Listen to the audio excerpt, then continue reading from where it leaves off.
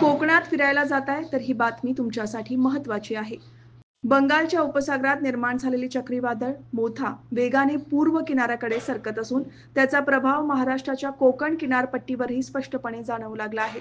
रत्नागिरी आणि गणपतीपुळे परिसरात समुद्र खवळल्याने आणि वादळ सदृश परिस्थितीमुळे परिसरात भीतीचे वातावरण निर्माण झाले आहे. जोरदार वाऱ्यासह समुद्रातील भरती वाढल्याने गणपतीपुळे समुद्र किनाऱ्यावरील पर्यटकांना पोलिसांनी तातडीने बाहेर काढत किनारा रिकामा करण्यात आला आहे. गेल्या काही दिवसांपासून रत्नागिरी किनारपट्टीवरील वाऱ्यांचा वेग सतत वाढत असून समुद्रात मोठ्या लाटा उसळत आहेत. अरबी समुद्रात कमी दाबाचे क्षेत्र तयार झाल्याने परिस्थिती आणखी गंभीर होण्याची शक्यता हवामान खात्याने व्यक्त केली आहे.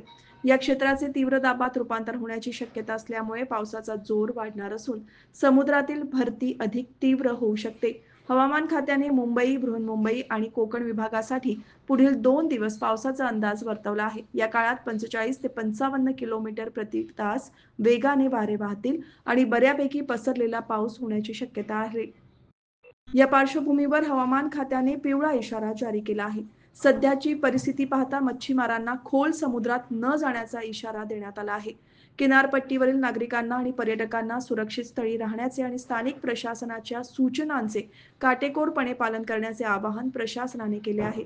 चक्रीवादळाचा थेट परिणाम महाराष्ट्रावर न होण्याची शक्यता असली तरी त्याचे दुष्परिणाम किनारपट्टीवर प्रकर्षाने जाणवत आहेत. दरम्यान प्रशासनाकडून बचाव आणि आपत्कालीन यंत्रणा सतर्क ठेवण्यात आली असून परिस्थितीवर सतत लक्ष ठेवले जात आहे. किनारपट्टीवरील ग्रामपंचायती, स्थानिक स्वराज्य संस्था आणि आपत्ती व्यवस्थापन पथके सज्ज ठेवण्यात आली आहेत. नागरिकांना अनावश्यक बाहेर न पडण्याचे तसेच समुद्र किनाऱ्यावर गर्दी न करण्याचे आवाहन करण्यात आले आहे.